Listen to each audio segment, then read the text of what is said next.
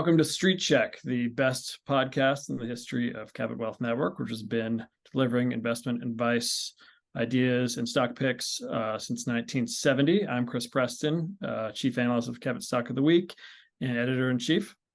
I'm Brad Simmerman, the web editor and the chief analyst of Cabot Wealth Daily. This week, we are going to start off with a check-in on September, historically the market's worst month, see how we're doing so far. Then we're going to move on to talk about oil prices, whether inflation is sort of rearing its head again, whether it could impact the Fed decision-making process. And then after that, we're going to break down Disney, the underperformance of Disney stock over the last few years, what they're going through right now with cable carriers, with producing, et cetera. And then after our Big Three segment, we're going to bring on Michael Brush, the chief analyst of Cabot Cannabis Investor. We'll have some more statistics, but cannabis is having an absolutely on fire week. It is absolutely blowing up. So we're going to dive into that. But before we get into all of that, Chris, this week, it's your defend to take. And your take is buy China? Question mark. You have 90 seconds. No question mark. That is my take. Buy China. Okay, so Chinese stocks or Chinese ADRs. This is the PGJ Golden Dragon, Invesco Golden Dragon ETF that tracks Chinese ADR, American Depository Receipts, basically Chinese stocks that trade on American exchanges, are trading at a third of their 2021 top. And they're down 13% just since the start of August. This is, obviously it's a response to China's economy is sluggish compared to what people thought it was going to be. But GDP in the last quarter was up 6.3%. You know what America's is? 2%.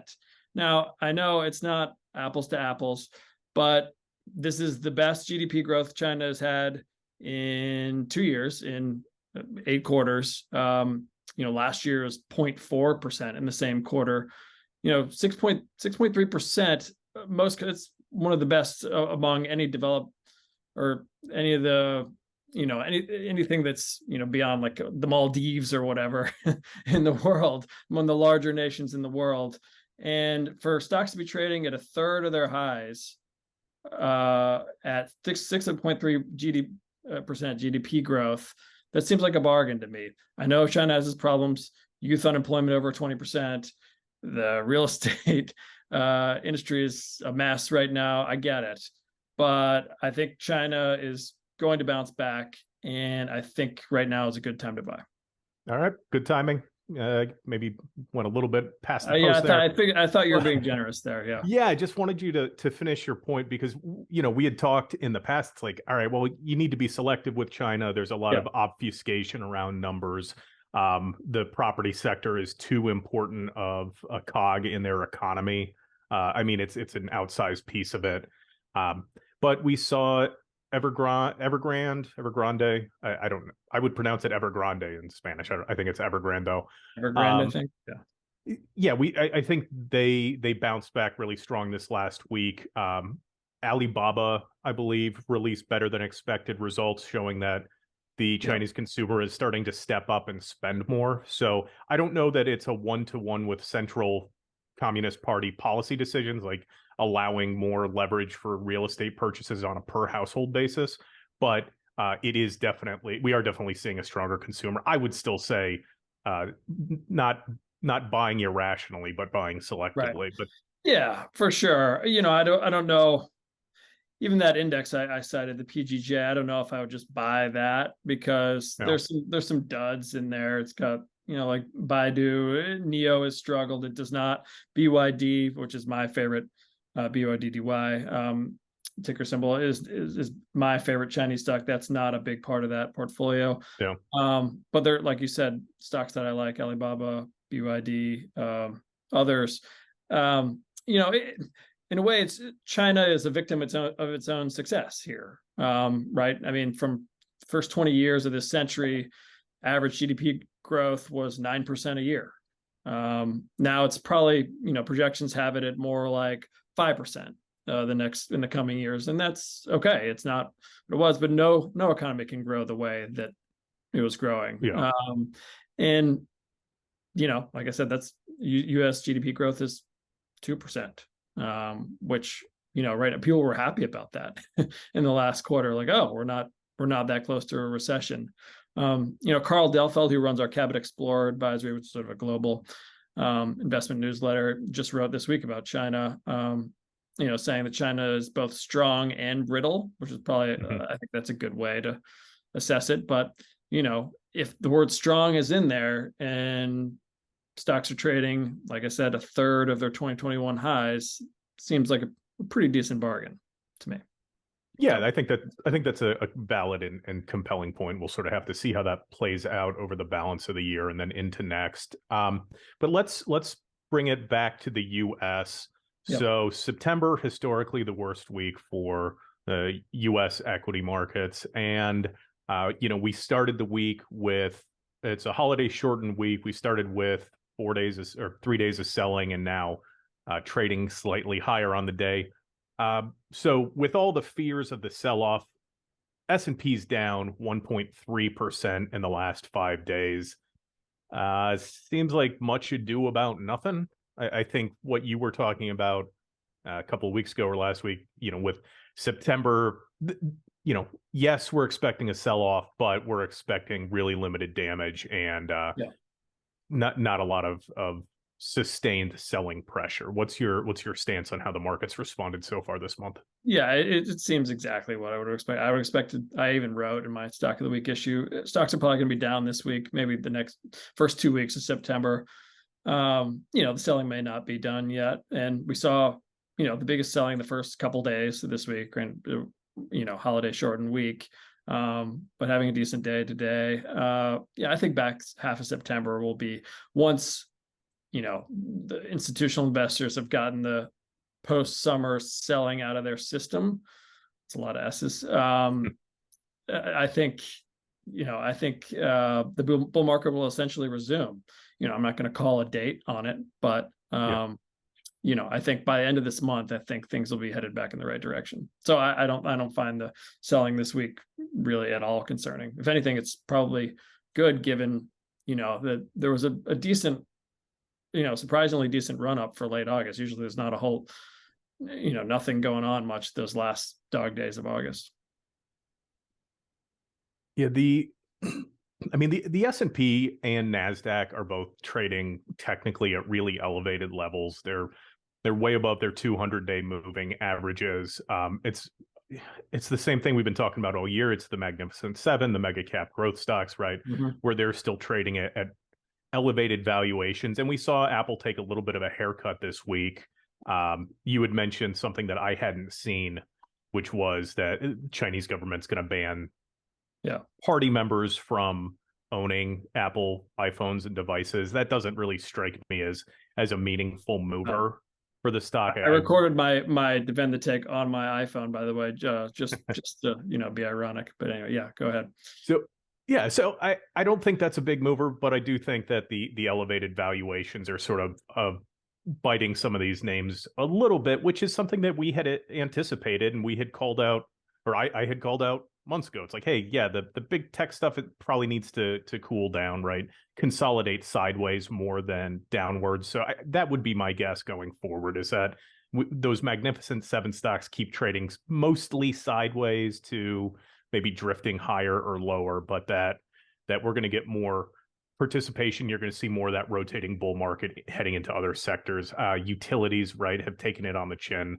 Maybe they become more popular if we see consumer spending continue to weaken, which it has been doing. Morgan Stanley noted in an analyst note that they expect consumer spending patterns to change, which is something that we called out weeks ago on a free podcast that does not require that you pay for Morgan Stanley analyst. Please subscribe.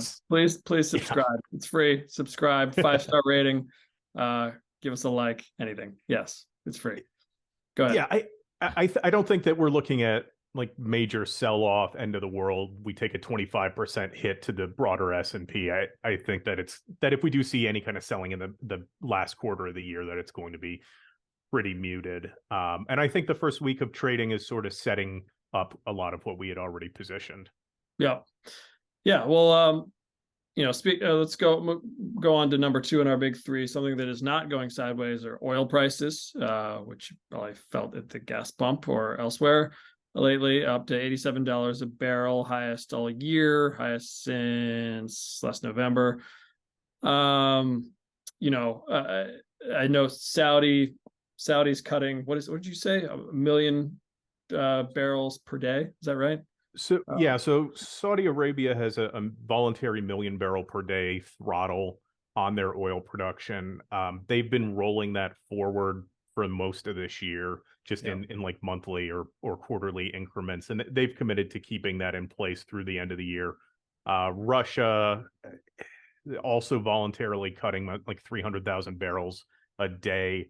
Whether or not what kind of impact that has, who knows, right? There's sanctions, but people are working around sanctions. Maybe they're finding willing buyers other places in like the global south where they're less limited by U.S. sanctions biting or by a U.S. enforcement mechanism. The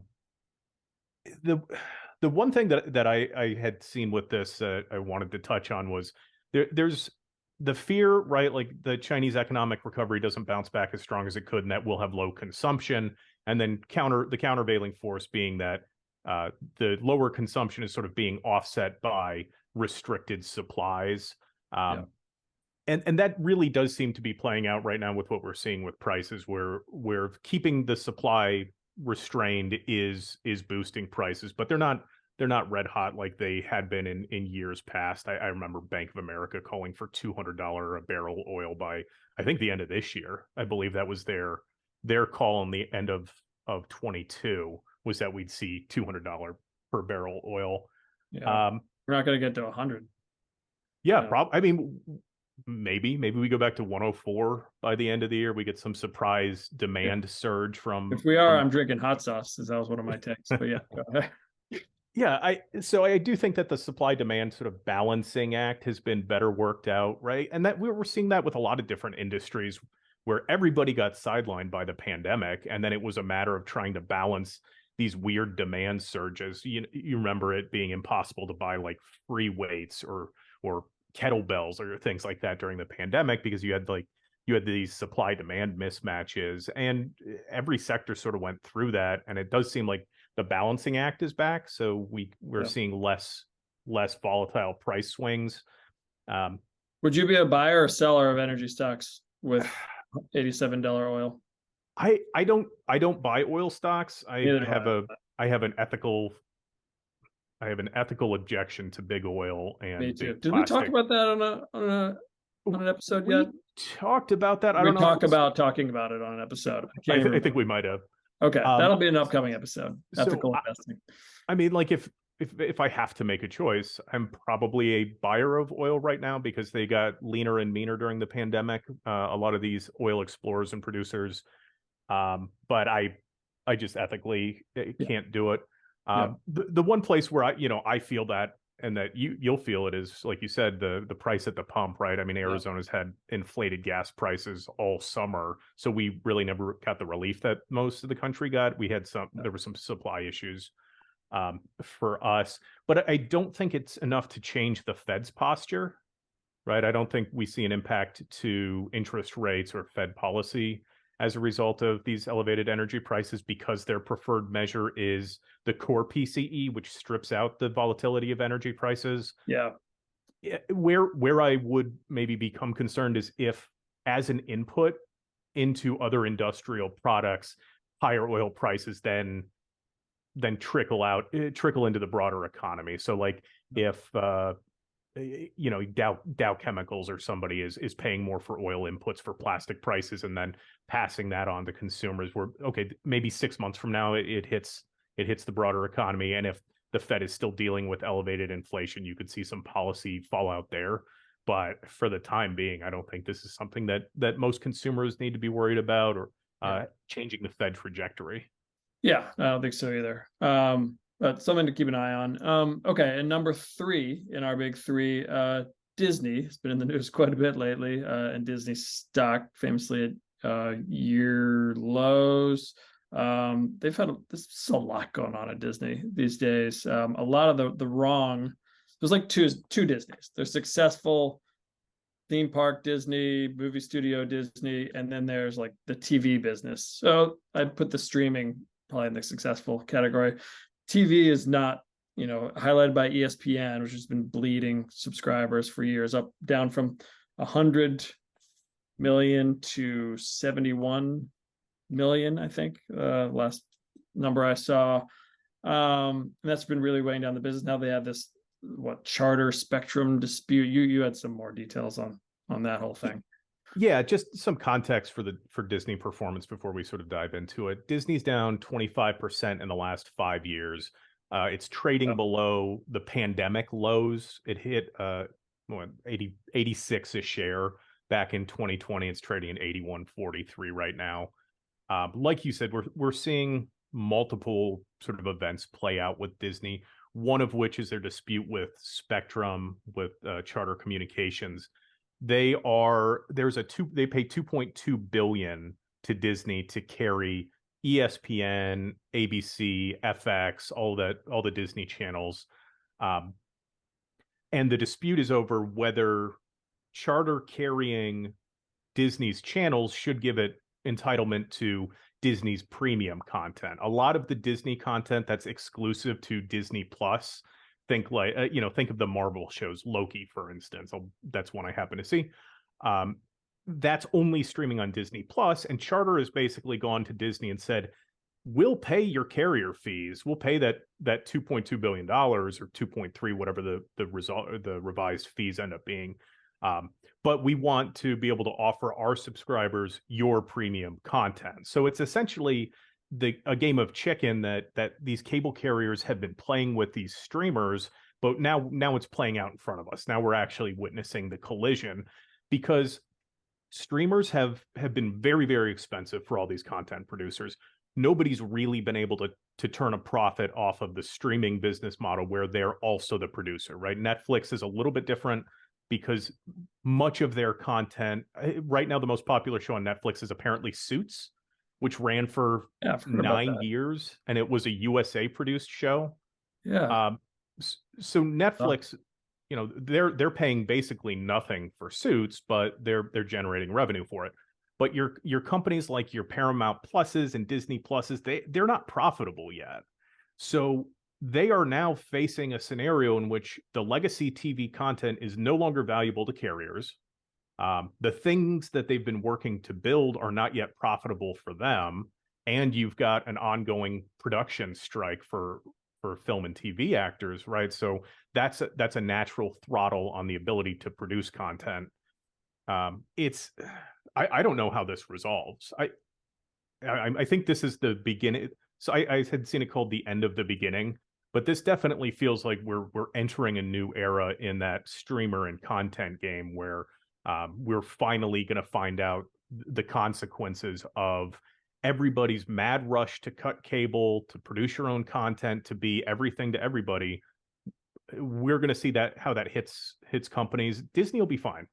Disney owns so many legacy brands. I was going to say, would you buy? I mean, it's a falling knife right now. Would you buy Disney now at less than half of its, peak 2021 price, 81 a share? Because Disney, much to Ron DeSantis' chagrin, is not going anywhere. I mean, it's too ingrained in every, anyone who's any child's brain. That's the first place my kids go in the morning. Disney, or every day. Disney streaming, anything Disney.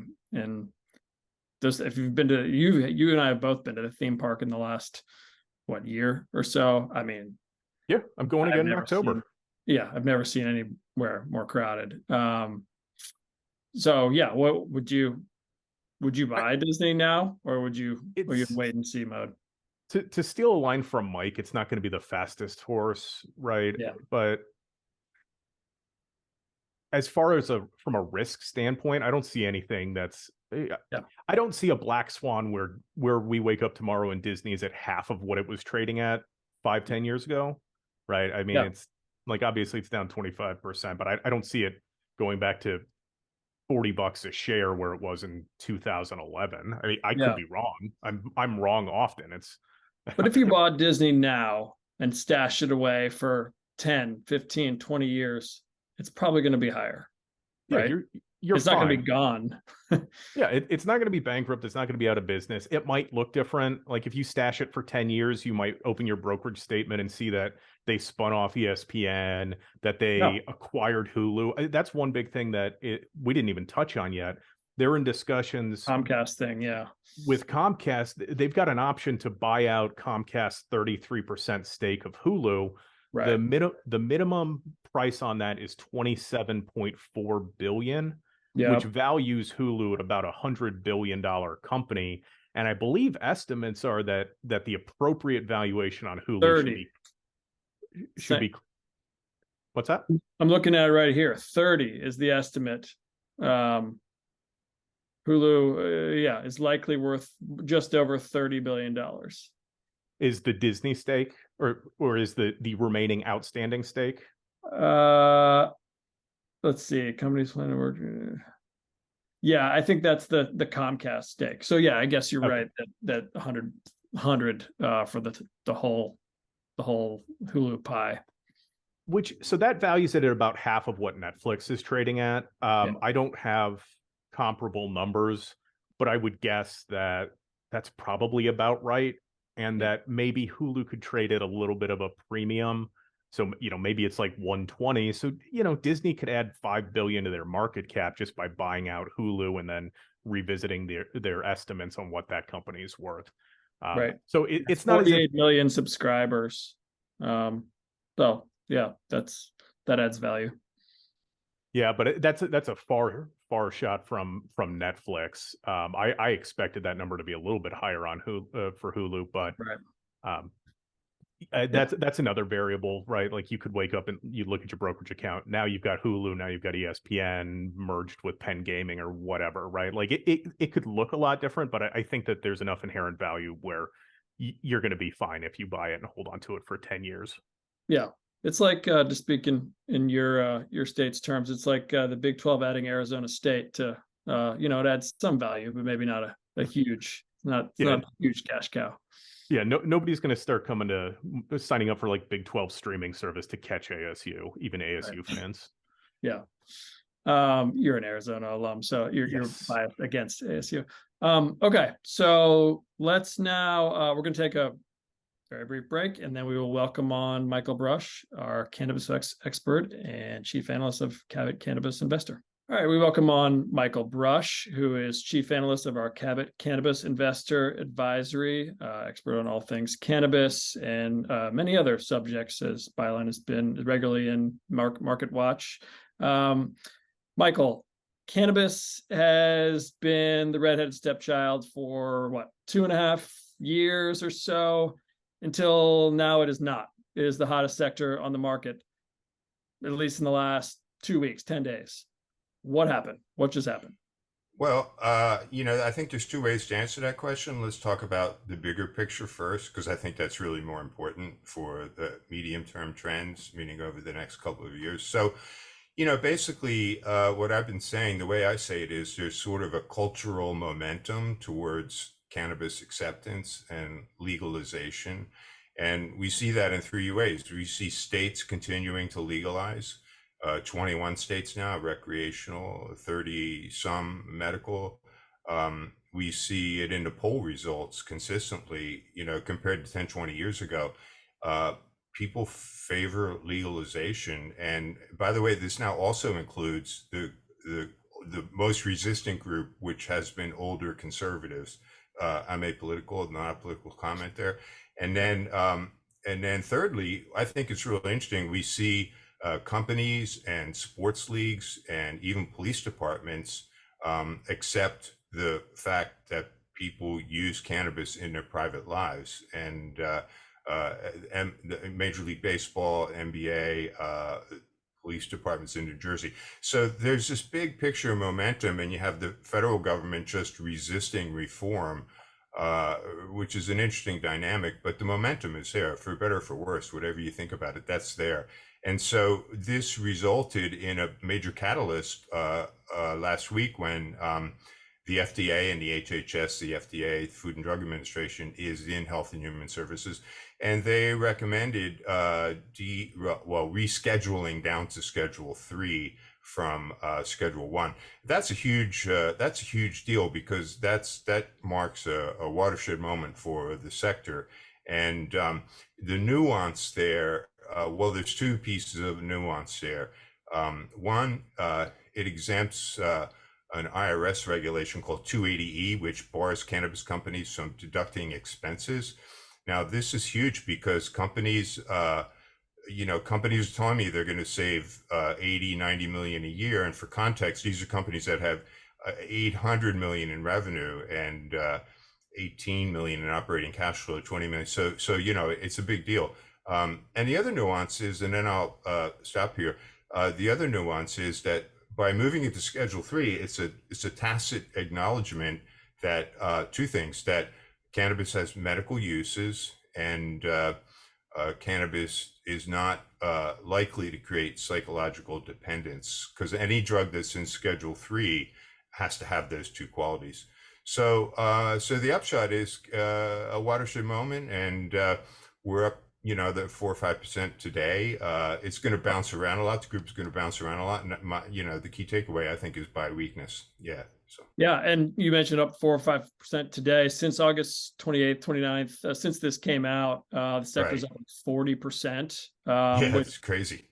Yeah, it's amazing. After being down literally, anywhere from 85 to 90%. Yes. Early 2021 highs. Max pain.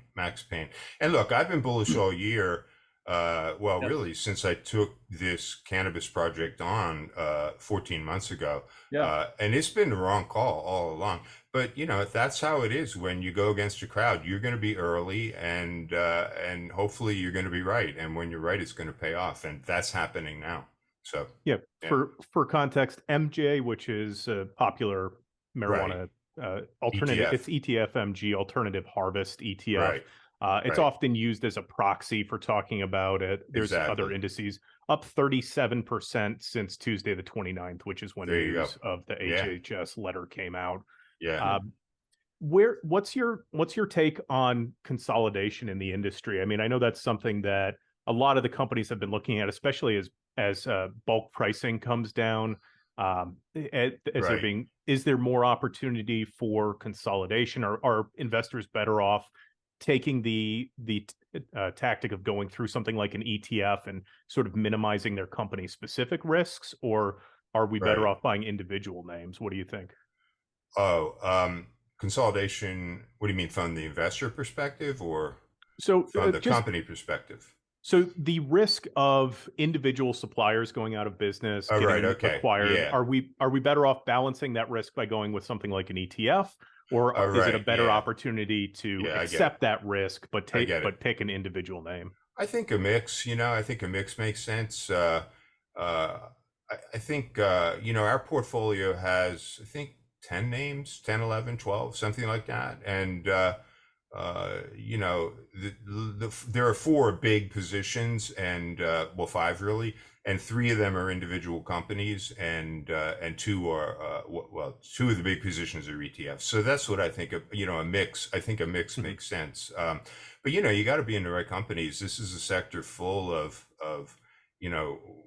just not viable companies, and it's important to look at the financials and understand the companies and look at their strategies, because look, there's going to be winners and losers, and we're seeing that, and it's really important to look at the numbers, which isn't easy, because these companies do all these adjustments to their numbers, which are really frankly just weird and hard to follow. And the kind of weirdest one is they do an adjusted EBITDA. Well, EBITDA is already an adjustment, so they're doing an adjusted adjustment. It's like a second derivative spin, and Buffett and Munger don't even pay attention to EBITDA, just to show you some context on what EBITDA is, the value of it. It does have value, but anyway, you got to kind of weed through the numbers and see the ones that have the financial strength and are positioning correctly in the sector. Yeah. And Bruce Kaiser, Cabot Value Investor, chief analyst, hates the adjusted adjustments. And if you're listening and are interested in maybe reading more, he published an article maybe a month, 2 months ago. It was called "What the Heck is EBITDA and Why Does It Matter?" It's a Right. good primer on that if some of these Right. terms are You know, surprising listeners. it's funny in investing. I actually think that adjustments can make sense. And I'll just explain that briefly because, there's sort of two camps. There's the purists like Bruce, I guess, who say, no adjustments, gap numbers, that's it. And adjustments are going to be fraud. I'm not saying Bruce says that, but that's what that group thinks. And on the other hand, you got to look at the adjustments because to take out a one-off expense, that makes a lot of sense to me because if it's not going to be recurring, you can put your hand over it and look at what the rest of the numbers tell you about the story. So, but you got to look at the adjustment and question whether it makes sense because companies will take advantage of their freedom to adjust and, spin the numbers. Yeah. Getting back to sort of the 10,000 Right. foot view of the cannabis sector. So Right. the recommendation, as you mentioned now from the FDA, HHS for rescheduling to Schedule 3. How do you see that progressing? So it'd be the DEA as final approval. What do you think the timeline is there by the end of the year? I think that's Right. the one I've Right. seen. Well, so the process works like this. It goes now, it's the recommendation to the DEA, which is part of the Justice Department, the Drug Enforcement Agency. Yep. Then they put out a proposed rule. That'll be the next step, which doesn't have any effect. It's just put out to comment. And then it'll be also reviewed in court hearings by the administrative law judge of the agency. And then so that'll be the next big catalyst. Well, there'll be one more probably before that, but that'll be the next big catalyst. So I've been in touch with regulatory attorneys in Washington, including one, Howard Sklenberg, who was on the FDA marijuana task force led it for years. Anyway, they're predicting that DEA proposed rule will come out by the end of the year. Before then, we may get a leak of the HHS letter to the DEA.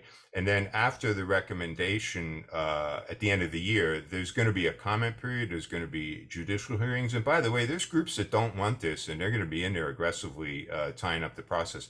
And then they're telling, I don't really know. Nobody really knows, but they know more than me. And they're saying that probably it'll get all wrapped up and done by the middle of next year. And, that'll be another huge catalyst.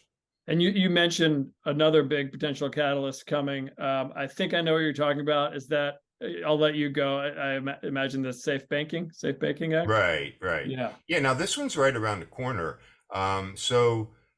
This is an act that's been kicking around for years, and the cannabis advocates have had a hard time getting it passed. And basically, it boils down to this: cannabis companies cannot use banks. There are some exceptions, but high level, they can't use banks. And this has two implications that are not good. First of all, these dispensaries are all cash. That makes them a target for crime, right? And money laundering also, by the way. And then secondly, it prohibits banks from offering financing to these companies. So there's this act called Safe Banking, and it'll probably be voted out of the Senate Banking Committee this month, and that'll be a big catalyst. Now that's pretty well priced in, but it'll still be a catalyst. You got to kind of wonder medium term about the viability of this bill because now the House is controlled by Republicans, and it'll be a little harder to get it through the House this time. But meanwhile, a Senate Banking Committee vote, a Senate floor vote, the committee vote's probably going to happen this month, and then the floor vote sometime this year. So yeah, those will be big catalysts, sure. Yeah.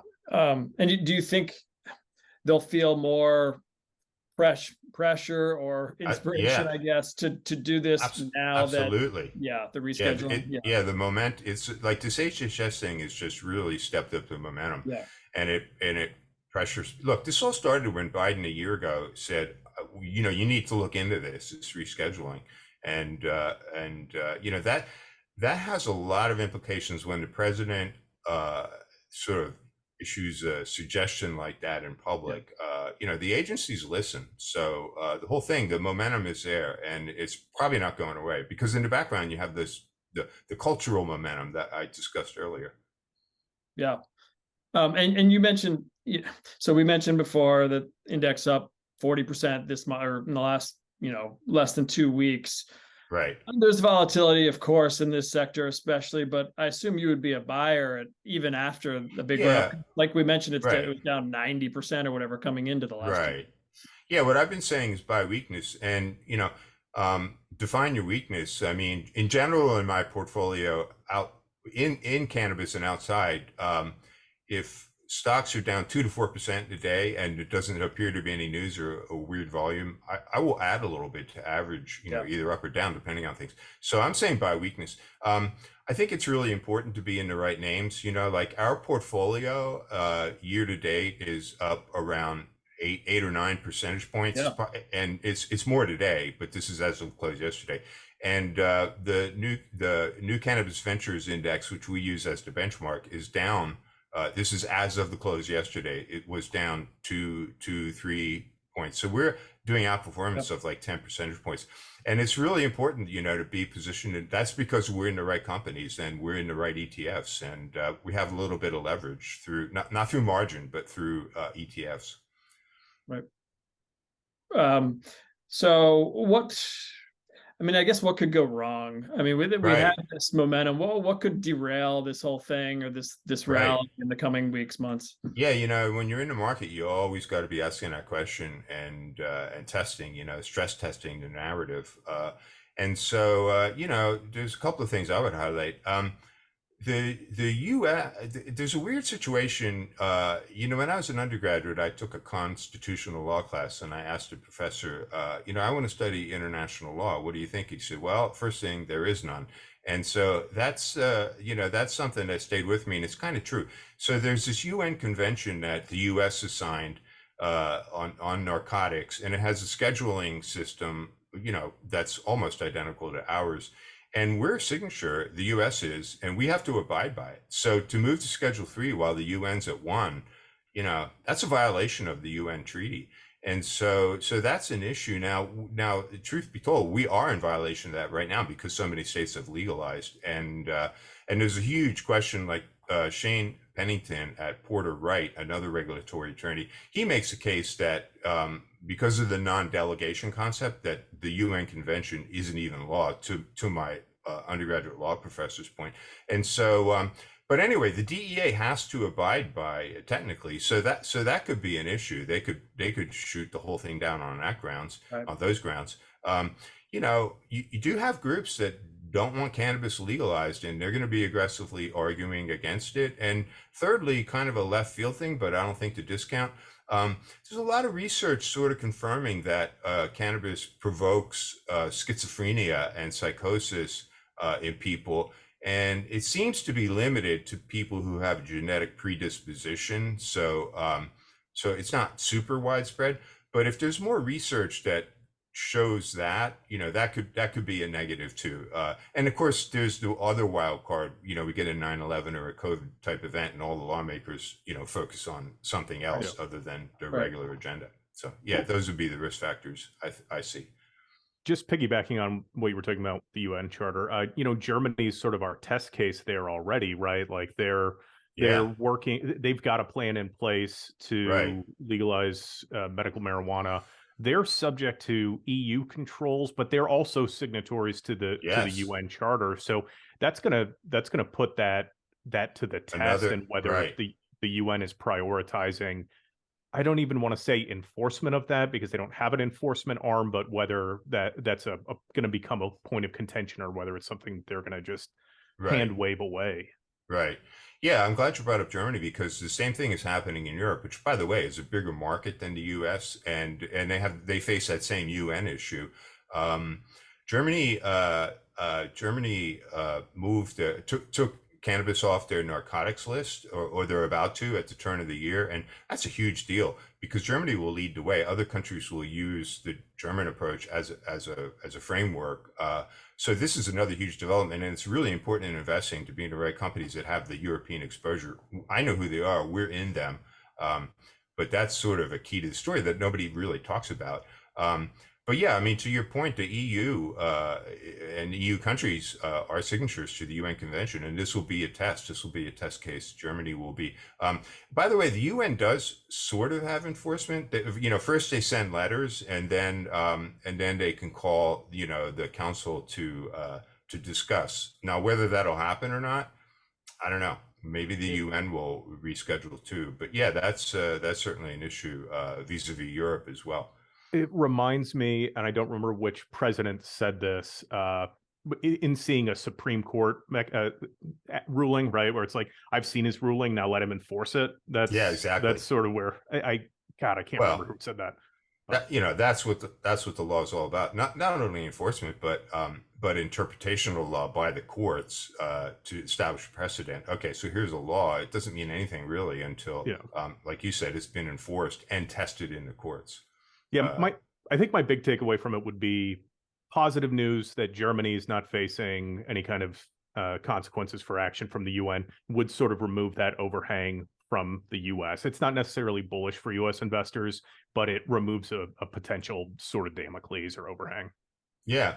I mean, look, the UN is under the same pressure that the federal government is in the US. Yeah. There's just cultural momentum to thinking differently about cannabis. And, this makes a lot of sense. I mean, the Schedule 1 thing came about during the Nixon era. Nixon, cannabis, by the way, anything that's pleasurable gets politicized. You think about alcohol and prohibition and cannabis. And cannabis in the 30s, when it was first made illegal, I mean, there's one theory that says that was a political statement against people of certain color, which may or may not be true, but it sort of makes sense. And then certainly in the Nixon era, to go after his political opponents, he made their one of their favorite drugs as illegal as possible. And so it's weirdly up there above fentanyl and with heroin.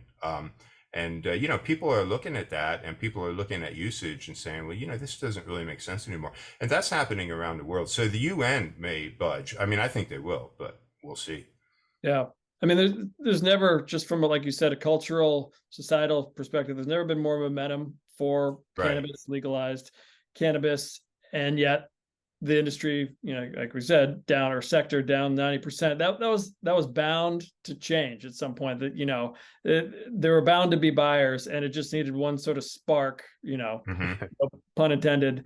And it seems like we found it, and it's a good place to be. And I think the place you want to, where you should be investing is, if you need help with the industry, is with Michael and Cabot Cannabis Investor. Like you mentioned, I think you sent me the exact stats as of this morning. Your performance year to date, 8.8% up versus the New Ventures Cannabis Index down 2.7%. So like you said, 10 percentage points performance, and it's only going up, 4.5% again today. So that was before you sent me those numbers, before the index was up. Right. Yeah. And by the way, today, I mean, I don't know where it is now, but earlier today, that index, that benchmark was up 4%, and our top 5 positions, which are about 85% of the portfolio, they were all up double or triple that. So we're even outperforming again more today. And I think it's just going to continue that way, because right now people are coming in and looking at, who are the best companies, and we're in them. Not all our companies are going to be winners. That's always the way it is in investing, but we're in the best companies, and that's why they continually outperform, and that's why we're outperforming now. So that's a key. That's a key to this whole thing. Yeah, sure. Yeah, and to learn their names, you can go to the cabotwealth.com website under Premium Advisories. Cabot Cannabis Investor is right there to learn how to sign up. Pretty relatively inexpensive, especially given the growth right now.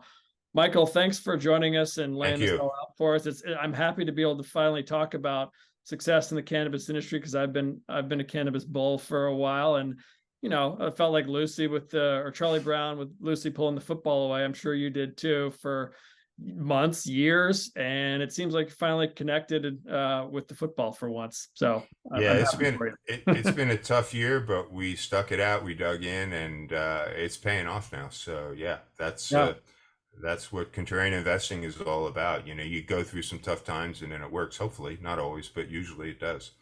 Yeah, it is a good lesson, sticking it out. thanks again for joining us. Thank you to everyone for listening today, and we'll be back next Friday with another episode of Street Check. And like and subscribe and email us at streetcheck@cabotwealth.com. That's right.